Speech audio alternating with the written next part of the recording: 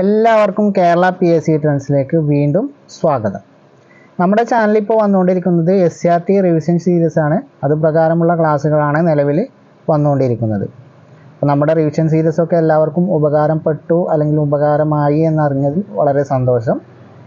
അപ്പോൾ നമുക്ക് വീഡിയോയിലേക്ക് പോകുന്നതിന് മുമ്പ് എൻ്റെ ചാനൽ കൊണ്ട് എന്തെങ്കിലും നിങ്ങൾക്ക് ഉപകാരം ഉണ്ടായാൽ, ഞാൻ എപ്പോഴും പറയുന്നത് പോലെ തന്നെയാണ്, ഈ ചാനൽ കൊണ്ട് എന്തെങ്കിലും ഉപകാരം ഉണ്ടായാൽ ചാനലൊന്ന് സബ്സ്ക്രൈബ് ചെയ്യുക. നിങ്ങൾക്ക് ഉപകാരപ്പെട്ടതുപോലെ മറ്റുള്ളവർക്കും ഉപകാരപ്പെടുമെന്ന ബോധ്യമുണ്ടെങ്കിൽ ഷെയർ ചെയ്ത് മറ്റുള്ളവരിലേക്ക് എത്തിക്കുക. പിന്നെ നമുക്കൊരു ടെലിഗ്രാം ചാനലുണ്ട്. അതിൽ ജോയിൻ ചെയ്യാനായിട്ട് കേരള PSC ട്രെൻഡ്സ്, അവസാനം Z ആണ്, ഈ മുകളിൽ കാണാൻ ഇതുപോലെ ടൈപ്പ് ചെയ്താൽ ടെലിഗ്രാമിൽ സെർച്ച് ചെയ്താൽ നിങ്ങൾക്ക് ജോയിൻ ചെയ്യാൻ കഴിയും. അല്ലെങ്കിൽ നമ്മളെ ബയോയിലെ ലിങ്കിലും നമ്മളെ ടെലിഗ്രാം ഗ്രൂപ്പിൻ്റെ ലിങ്ക് ഉണ്ട്, അപ്പോൾ അങ്ങനെയും കയറാം. അപ്പോൾ നമുക്ക് നേരെ നമ്മുടെ ചോദ്യങ്ങളിലേക്ക് പോവാം. കുമാരനാശാൻ സ്മാരകം സ്ഥിതി ചെയ്യുന്നത് എവിടെയാണ്? കോട്ടയം, ആലപ്പുഴ, കായിക്കര, പുന്നപ്ര. കുമാരനാശാൻ സ്മാരകം സ്ഥിതി ചെയ്യുന്നത് എവിടെയാണ്? കോട്ടയം, ആലപ്പുഴ, കായിക്കര, പുന്നപ്ര. ഉത്തരം ഓപ്ഷൻ സി ആണ്, കായിക്കരയാണ്. കുമാരനാശാൻ സ്മാരകം സ്ഥിതി ചെയ്യുന്നത് എവിടെയാണ്? കായിക്കരയാണ്. കായിക്കരയിലാണെന്ത്? കുമാരനാശാൻ സ്മാരകം സ്ഥിതി ചെയ്യുന്നത്. കുമാരനാശാൻ സ്മാരകം സ്ഥിതി ചെയ്യുന്നത് എവിടെയാണ്? കായിക്കര.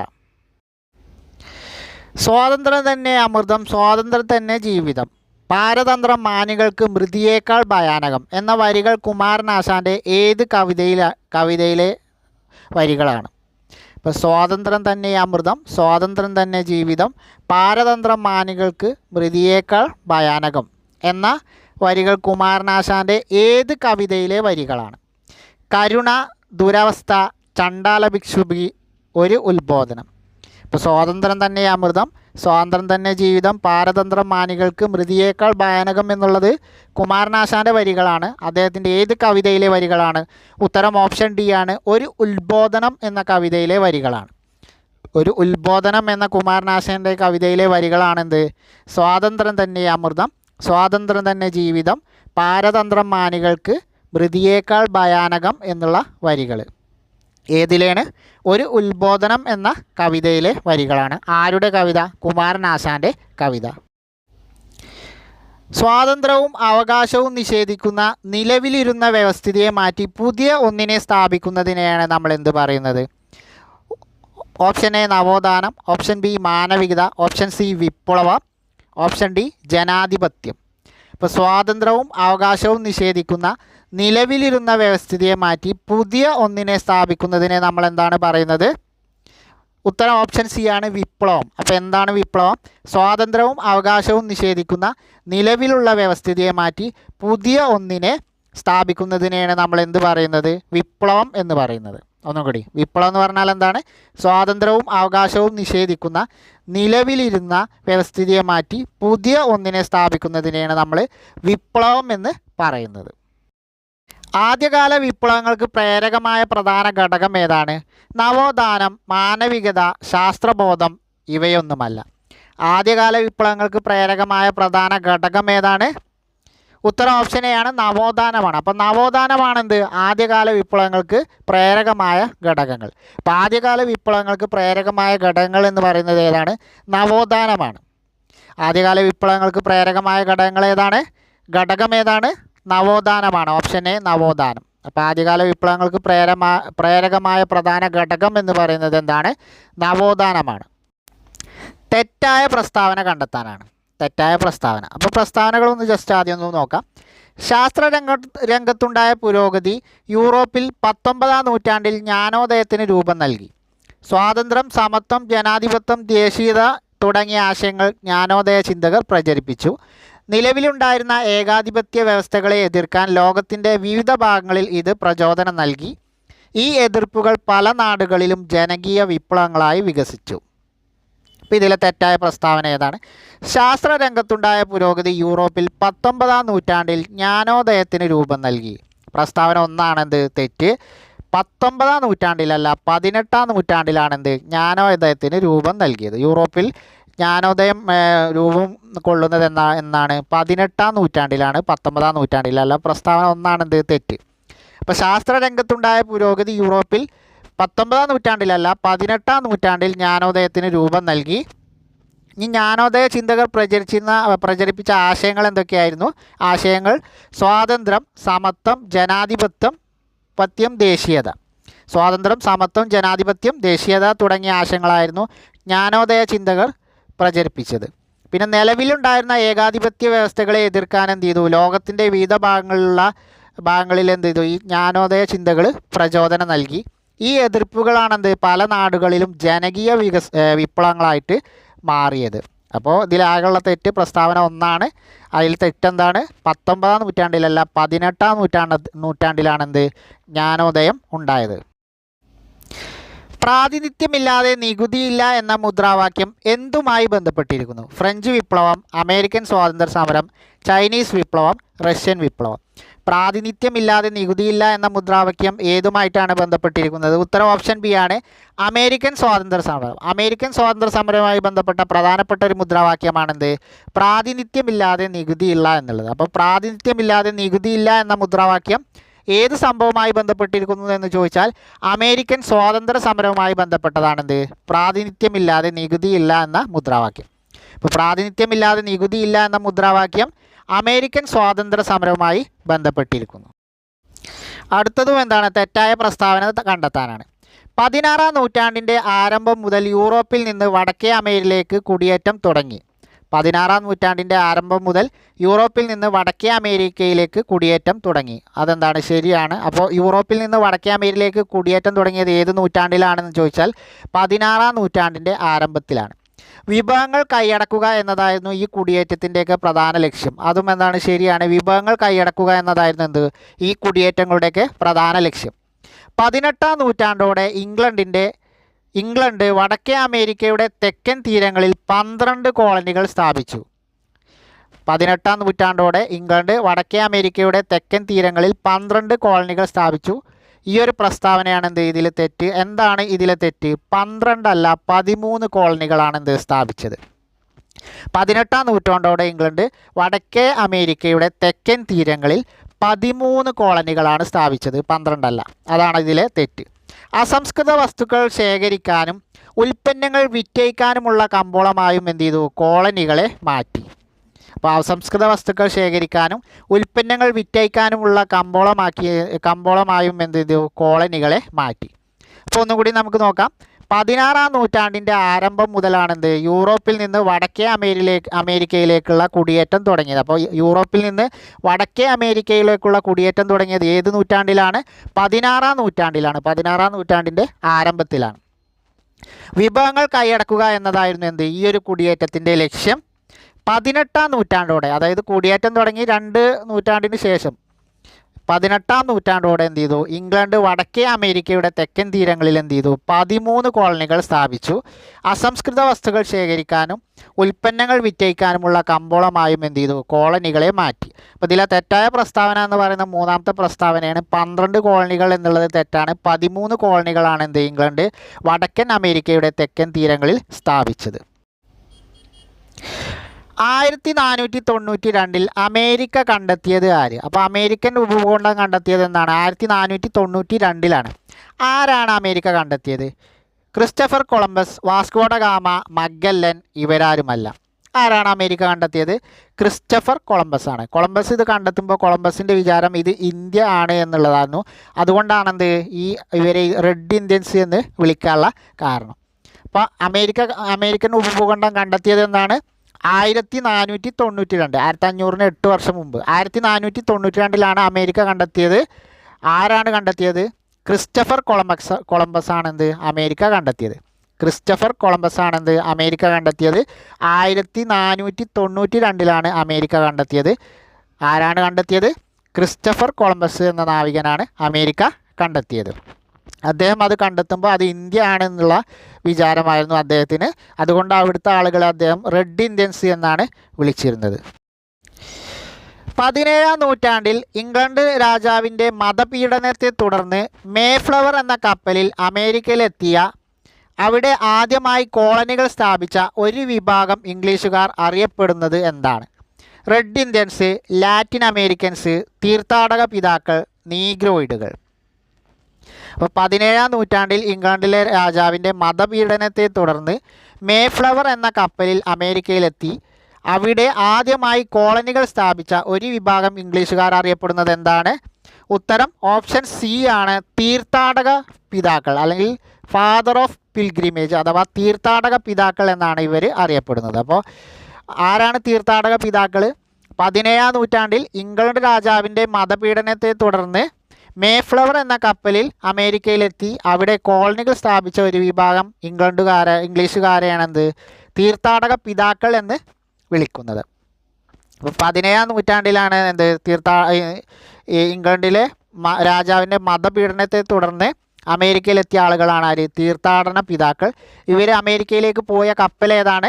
മേഫ്ലവർ എന്ന കപ്പലാണ്. ഇവർ തന്നെയാണ് എന്ത് അവിടെ വടക്കേ അമേരിക്കയിൽ ആദ്യമായി കോളനികൾ സ്ഥാപിച്ചതുമാരാണ് ഇവർ തന്നെയാണ്. അപ്പോൾ ഇവരെയാണ് എന്ത് തീർത്ഥാടക പിതാക്കൾ അല്ലെങ്കിൽ ഫാദർ ഓഫ് പിൽഗ്രിമേജ് എന്ന് വിളിക്കുന്നത്. മാതൃരാജ്യമായ ഇംഗ്ലണ്ടിൻ്റെ സഹായത്താൽ കച്ചവടക്കാർ അമേരിക്കൻ കോളനികളിൽ നടപ്പിലാക്കിയ വാണിജ്യ നയമാണെന്ത് മെർക്കൻറ്റിലിസ്റ്റ് നയം എന്ന് പറയുന്നത്. ഈ മെർക്കൻറ്റിലിസ്റ്റ് നിയമങ്ങളിൽ ഉൾപ്പെടുന്നത് എന്തൊക്കെയാണ്?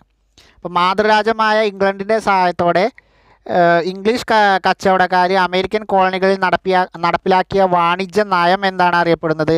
മെർക്കൻറ്റിലിസ്റ്റ് നിയമങ്ങൾ അല്ലെങ്കിൽ മെർക്കൻറ്റിലിസ്റ്റ് നയങ്ങൾ എന്നറിയപ്പെടുന്നു. ഈ നയങ്ങളിൽ ഉൾപ്പെടുന്നത് ഏതൊക്കെ? താഴെ 5 കാര്യങ്ങൾ തന്നിട്ടുണ്ട്. അപ്പോൾ ഈ നയങ്ങളിൽ ഉൾപ്പെടുന്നത് ഏത് എന്നാണ് ചോദ്യം. ഒന്നാമത്തേത് നോക്കാം. കോളനികളിൽ നിന്നോ കോളനികളിലേക്കോ സാധനങ്ങൾ കൊണ്ടുപോകേണ്ടത് ഇംഗ്ലീഷുകാർ കപ്പലുകളിലോ അല്ലെങ്കിൽ കോളനിയിൽ നിർമ്മിച്ച കപ്പലുകളിലോ ആയിരിക്കണം. അപ്പം മെർക്കൻറ്റിലിസ്റ്റ് നിയമത്തിൽ ഒന്നാമത്തെ കാര്യമാണെന്ത്? കോളനികളിൽ നിന്നോ അല്ലെങ്കിൽ കോളനികളിലേക്കോ സാധനങ്ങൾ കൊണ്ടുപോകേണ്ടത് ഒന്നല്ലെങ്കിൽ ഇംഗ്ലീഷ് കപ്പലിൽ അല്ലെങ്കിൽ കോളനിയിൽ നിർമ്മിച്ച കപ്പലുകളിലായിരിക്കണം. ഇനി രണ്ടാമത്തേത്, കോളനികളിലെ നിയമപരമായ പ്രമാണം, പത്രം, ലഘുരേഖ, ലൈസൻസ് എന്നിവയിൽ ഇംഗ്ലണ്ടിൻ്റെ മുദ്ര പതിപ്പിക്കണം. കോളനികളിലെ നിയമപരമായ പ്രമാണം, പത്രം, ലഘുരേഖ, ലൈസൻസ് എന്നിവയിൽ ഇംഗ്ലണ്ടിൻ്റെ മുദ്ര പതിപ്പിക്കണം. കോളനി ഉൽപ്പന്നങ്ങളായ പഞ്ചസാര, പരുത്തി, കമ്പിളി, പുകയില എന്നിവ ഇംഗ്ലണ്ടിലേക്ക് മാത്രം കയറ്റുമതി ചെയ്യണം. കോളനിയിലെ ഇംഗ്ലീഷ് സൈന്യത്തിൻ്റെ താമസ സ്ഥലം, അത്യാവശ്യ സൗകര്യം എന്നിവ കോളനിക്കാർ നൽകണം. കോളനിയിലേക്ക് ഇറക്കുമതി ചെയ്യുന്ന തേയില, ഗ്ലാസ്, കടലാസ് എന്നിവയ്ക്ക് ഇറക്കുമതി ചുങ്കം നൽകണം. അപ്പോൾ എന്താണ് മെർക്കൻറ്റിലിസ്റ്റ് നയത്തിൽ ഉൾപ്പെടുന്നത്? എന്താണ് ഈ 5 കാര്യങ്ങളും എന്താണ് മെർക്കൻറ്റിലിസ്റ്റ് നയത്തിൽ ഉൾപ്പെടുന്നതാണ്. അപ്പോൾ എന്താണ് മെർക്കൻറ്റിലിസ്റ്റ് നയം? മാതൃരാജ്യമായ ഇംഗ്ലണ്ടിൻ്റെ സഹായത്തോടെ ഇംഗ്ലീഷ് കച്ചവടക്കാർ അമേരിക്കൻ കോളനികളിൽ നടപ്പിലാക്കിയ വാണിജ്യ നയമാണ് മെർക്കൻറ്റിലിസ്റ്റ് നയം അല്ലെങ്കിൽ മെർക്കൻറ്റിലിസ്റ്റ് നിയമം എന്ന് പറയുന്നത്. ഈ മെർക്കൻറ്റിലിസ്റ്റ് നിയമത്തിൽ ഉൾപ്പെടുന്ന കാര്യങ്ങൾ എന്തൊക്കെയാണ് ഒന്നും കൂടി നോക്കാം. കോളനികളിൽ നിന്നോ അല്ലെങ്കിൽ കോളനികളിലേക്കോ സാധനങ്ങൾ കൊണ്ടുപോകേണ്ടത് ഇംഗ്ലീഷ് നിർമ്മിത കപ്പലിലോ അല്ലെങ്കിൽ കോളനികളിൽ നിർമ്മിച്ച കപ്പലിലോ ആയിരിക്കണം. ഒന്നാമത്തെ നിയമം. രണ്ടാമത്തത് എന്താണ്? കോളനികളിലെ നിയമപരമായ പ്രമാണം, പത്രം, ലഘുരേഖ, ലൈസൻസ് എന്നിവയിൽ ഇംഗ്ലണ്ടിൻ്റെ മുദ്ര പതിപ്പിക്കണം. മൂന്നാമത്തതോ, കോളനി ഉൽപ്പന്നങ്ങളായ പഞ്ചസാര, പരുത്തി, കമ്പിളി, പുകയില എന്നിവ ഇംഗ്ലണ്ടിലേക്ക് മാത്രം കയറ്റുമതി ചെയ്യണം. കോളനിയിലെ ഇംഗ്ലീഷ് സൈന്യത്തിന് താമസ സ്ഥലം, അത്യാവശ്യ സൗകര്യം എന്നിവ കോളനിക്കാർ നൽകണം. അഞ്ചാമത്തത് എന്തായിരുന്നു? കോളനിയിലേക്ക് ഇറക്കുമതി ചെയ്യുന്ന തേയില, ഗ്ലാസ്, കടലാസ് എന്നിവയ്ക്കൊക്കെ ഇറക്കുമതി ചുങ്കം നൽകണം. ഈ 5 നിയമങ്ങളായിരുന്നു എന്ത് മെർക്കൻറ്റിലിസ്റ്റ് നിയമങ്ങളെന്ന് പറയുന്നത്. മെർക്കൻറ്റിലിസ്റ്റ് നിയമങ്ങൾ എന്ന് പറഞ്ഞാൽ എന്താണ്? മാതൃരാജ്യമായ ഇംഗ്ലണ്ടിൻ്റെ സഹായത്താൽ ഇംഗ്ലീഷ് കച്ചവടക്കാർ അമേരിക്കൻ കോളനികളിൽ നടപ്പിലാക്കിയ വാണിജ്യ നയം ആണെന്ത് മെർക്കൻറ്റിലിസ്റ്റ് നയം അല്ലെങ്കിൽ മെർക്കൻറ്റിലിസ്റ്റ് നിയമം എന്ന് പറയുന്നത്. ഈ പറയുന്ന 5 കാര്യങ്ങളാണെന്ത് മെർക്കൻറ്റിലിസ്റ്റ് നിയമത്തിൽ വരുന്ന കാര്യങ്ങൾ.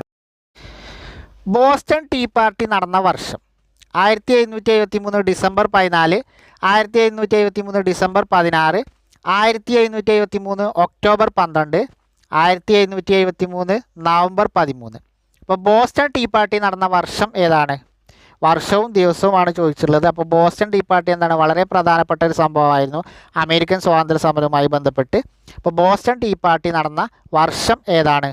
ഉത്തരം ഓപ്ഷൻ ബി ആണ്. 1773 ഡിസംബർ 16 എന്ത് ബോസ്റ്റൺ ടീ പാർട്ടി നടന്നത്. അപ്പോൾ ബോസ്റ്റൺ ടീ പാർട്ടി സംഭവം നടന്നത് 1773 ഡിസംബർ 16 പാർട്ടി ആർ വാർ അങ്ങനെ കണക്ട് ചെയ്താൽ മതി. Party R. അപ്പോൾ 6 16 16 അങ്ങനെ കണക്ട് ചെയ്ത് വെച്ചാൽ മതി. അപ്പോൾ ബോസ്റ്റൺ ടീ പാർട്ടി നടന്നത് 1773 ഡിസംബർ 16-നാണ്. 1773 ഡിസംബർ 16-നാണ്.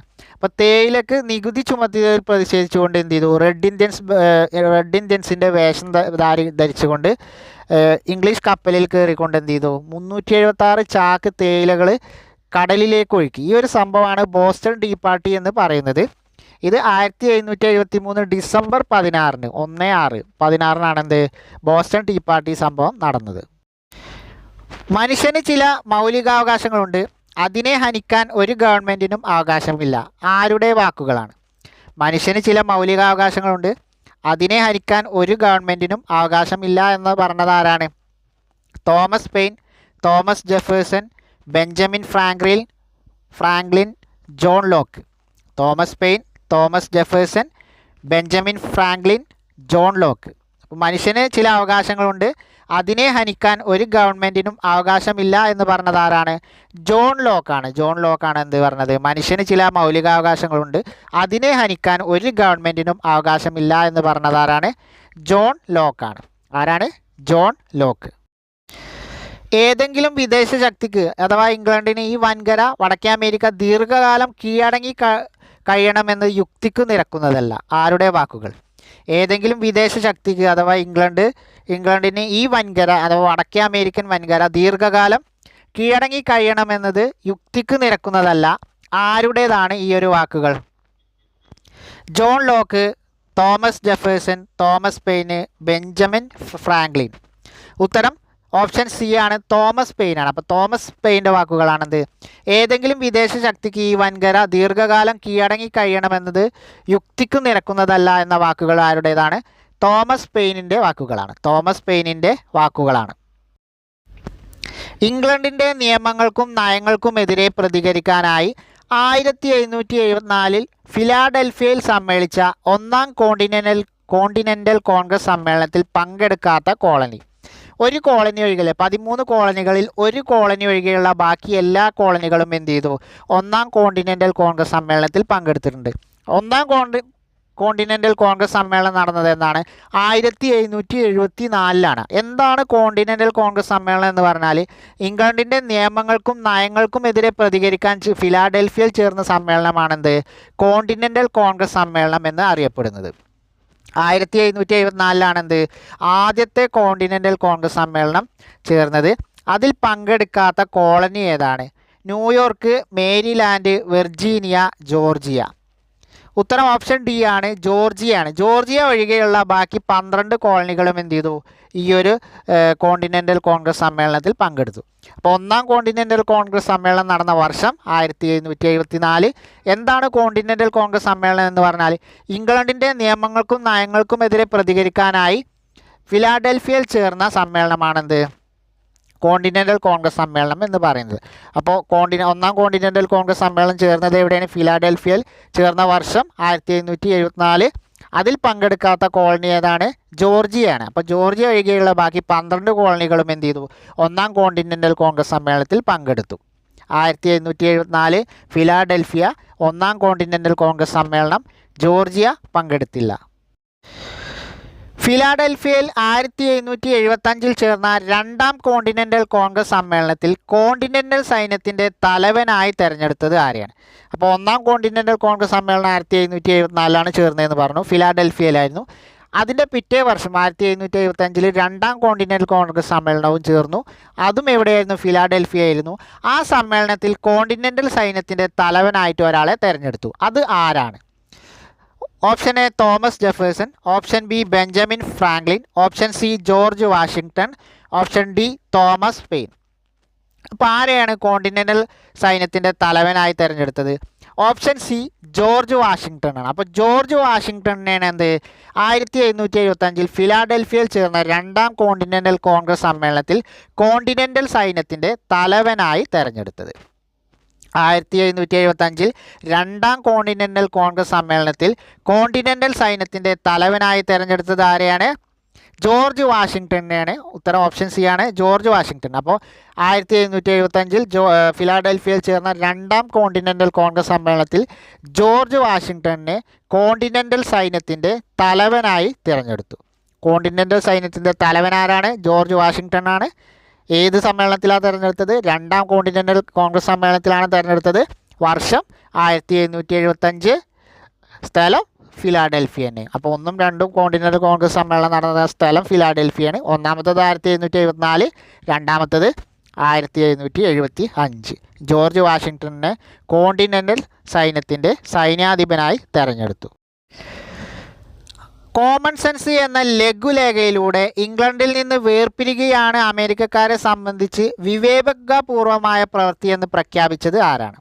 അപ്പോൾ കോമൺ സെൻസ് എന്ന ലഘുലേഖയിലൂടെ ഇംഗ്ലണ്ടിൽ നിന്ന് വേർപിരിയുകയാണ് അമേരിക്കക്കാരെ സംബന്ധിച്ച് വിവേകപൂർവമായ പ്രവൃത്തിയെന്ന് പ്രഖ്യാപിച്ചത് ആരാണ്? Thomas Jefferson, John Locke, Thomas pain, Benjamin Franklin. ഉത്തരം ഏതാണ്? ഓപ്ഷൻ സി ആണ്, തോമസ് പെയിനാണ്. അപ്പോൾ കോമൺ സെൻസ് എന്ന ലഘുലേഖ ആരുടേതാണ്? തോമസ് പെയിൻ്റെയാണ്. ഈ ലഘുലേഖയിലൂടെ അദ്ദേഹം ആവശ്യപ്പെട്ടത് എന്താണ്? അദ്ദേഹം പറഞ്ഞ കാര്യം എന്താണ്? ഇംഗ്ലണ്ടിൽ നിന്ന് വേർപിരിയുകയാണ് അമേരിക്കക്കാരെ സംബന്ധിച്ച് വിവേകപൂർവമായ പ്രവൃത്തിയെന്ന് പ്രഖ്യാപിച്ചത് ഏതാണ്? കോമൺ സെൻസ് എന്ന ലഘുലേഖയിലൂടെയാണ്. ആരാണ് കോമൺ സെൻസ് ലഘുലേഖ തയ്യാറാക്കിയത്? തോമസ് പെയിനാണ്. അപ്പോൾ തോമസ് പെയിനാണ് എന്ത്? കോമൺ സെൻസ് എന്ന ലഘുലേഖയിലൂടെ ഇംഗ്ലണ്ടിൽ നിന്ന് വേർപിരിയുകയാണ് അമേരിക്കക്കാരെ സംബന്ധിച്ച് വിവേകപൂർവമായ പ്രവൃത്തി എന്ന് പ്രഖ്യാപിച്ചത്. അപ്പോൾ തോമസ് പെയിൻ ഇതും പറഞ്ഞു. അതുപോലെ എന്താണ്? എല്ലാ കാലവും ഈ വൻകര കീഴടങ്ങി കഴിയണമെന്നത് യുക്തിക്ക് നിരക്കുന്നതല്ല എന്ന് പറഞ്ഞതും ആരാണ്? തോമസ് പെയിനാണ്. അമേരിക്കൻ കോണ്ടിനെൻ്റൽ കോൺഗ്രസ് ലോകപ്രശസ്തമായ സ്വാതന്ത്ര്യ പ്രഖ്യാപനം നടത്തിയത് എന്നാണ്? 1776 ജൂൺ 4, 1776 ജൂലൈ 4, 1776 ജനുവരി 14, 1776 ഏപ്രിൽ 6.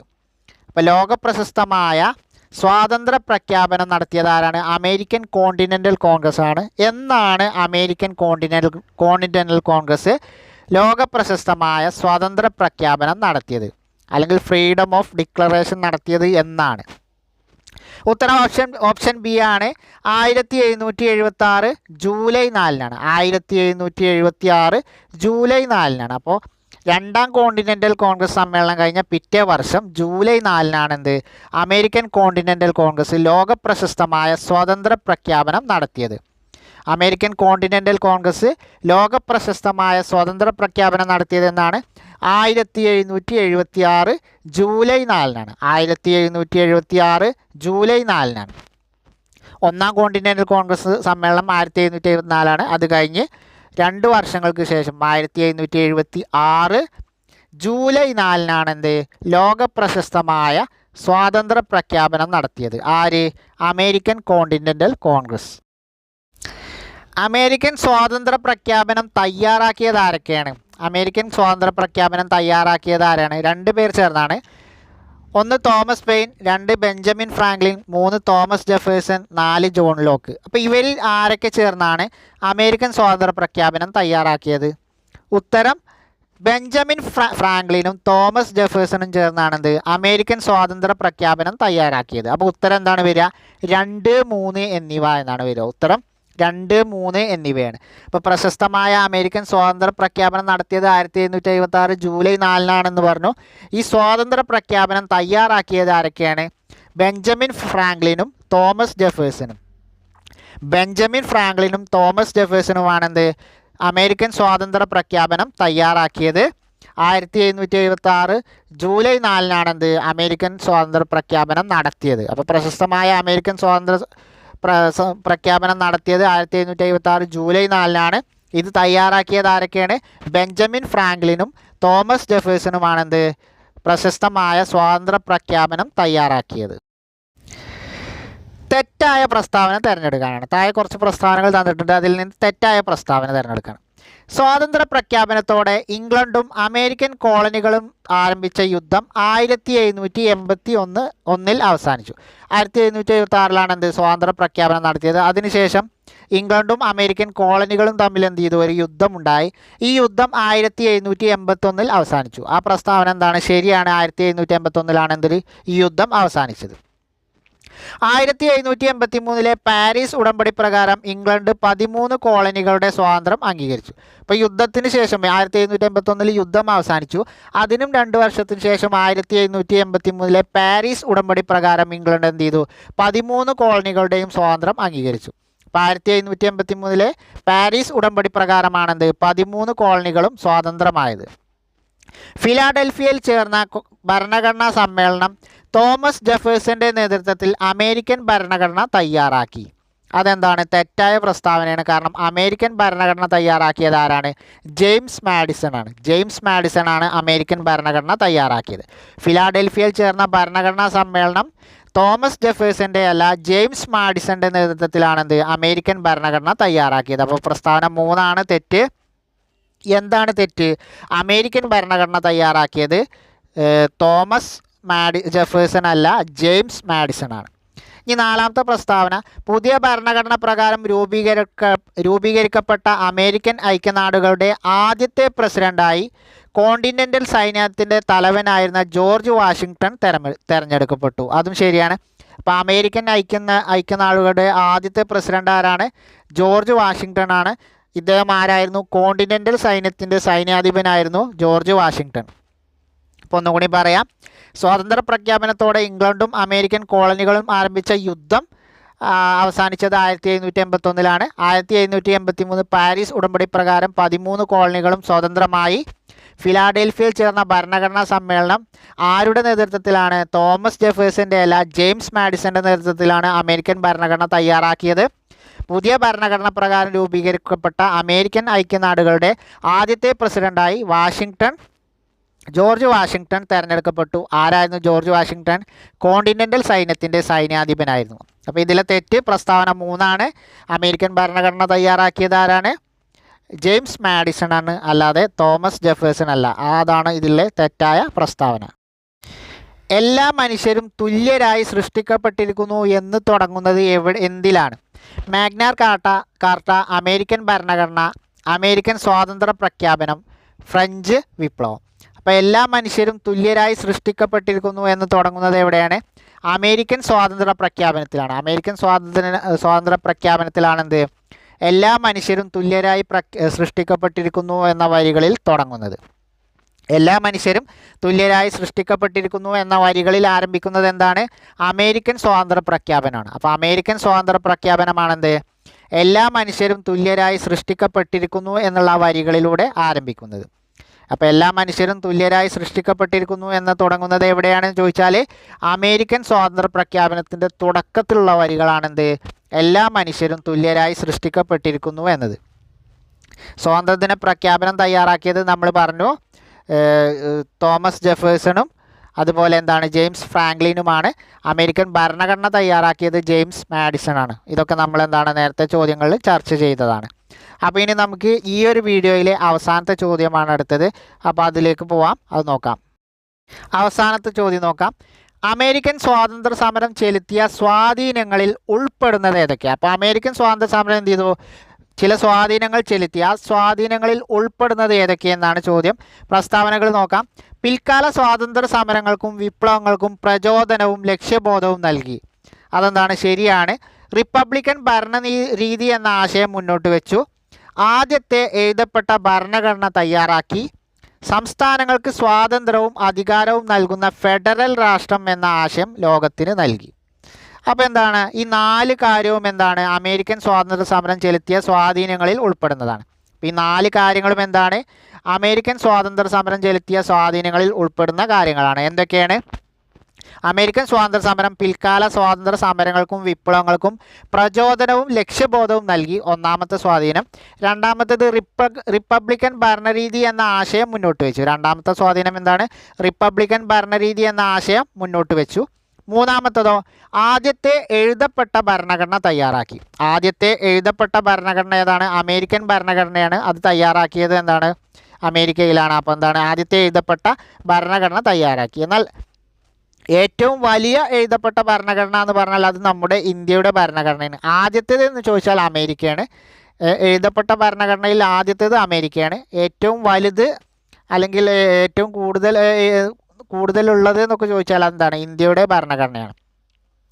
നാലാമത്തത് എന്താണ്? സംസ്ഥാനങ്ങൾക്ക് സ്വാതന്ത്ര്യവും അധികാരവും നൽകുന്ന ഫെഡറൽ രാഷ്ട്രം എന്ന ആശയം ലോകത്തിന് നൽകി. അപ്പോൾ ഫെഡറൽ രാഷ്ട്രം എന്ന ആശയം ലോകത്തിന് നൽകിയത് അമേരിക്കൻ സ്വാതന്ത്ര്യ സമരമാണ്.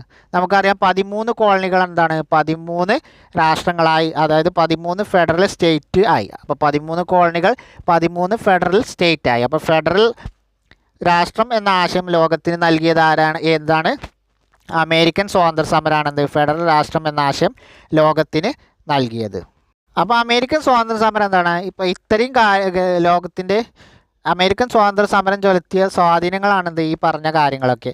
പിൽക്കാല സ്വാതന്ത്ര്യ സമരങ്ങൾക്കും വിപ്ലവങ്ങൾക്കും പ്രചോദനവും ലക്ഷ്യബോധവും നൽകി റിപ്പബ്ലിക്കൻ ഭരണരീതി എന്ന ആശയം മുന്നോട്ട് വെച്ചു. ആദ്യത്തെ എഴുതപ്പെട്ട ഭരണഘടന തയ്യാറാക്കി സംസ്ഥാനങ്ങൾക്ക് സ്വാതന്ത്ര്യവും അധികാരവും നൽകുന്ന ഫെഡറൽ രാഷ്ട്രം എന്ന ആശയം ലോകത്തിന് നൽകി. ഇത്രയും കാര്യങ്ങളൊക്കെ എന്താണ്? അമേരിക്കൻ സ്വാതന്ത്ര്യ സമരമാണ് ലോകത്തിന് നൽകിയത്. അപ്പോൾ ഇത്രയാണ് ഇന്നത്തെ വീഡിയോയിൽ നമ്മൾ പഠിക്കാനുള്ളത്. ഏകദേശം 21 ചോദ്യം നമ്മളിന്ന് ചർച്ച ചെയ്തു. അമേരിക്കൻ സ്വാതന്ത്ര്യ സമരവും ഒക്കെയാണ് നമ്മളിന്ന് കൂടുതൽ ചർച്ച ചെയ്തത്. അപ്പോൾ നമുക്ക് അടുത്ത ദിവസം കുറച്ച് അടുത്ത ചോദ്യങ്ങളുമായി അടുത്ത വീഡിയോയിൽ കാണാം. അതുവരെ എല്ലാവർക്കും ഒരിക്കൽ കൂടി താങ്ക് യു.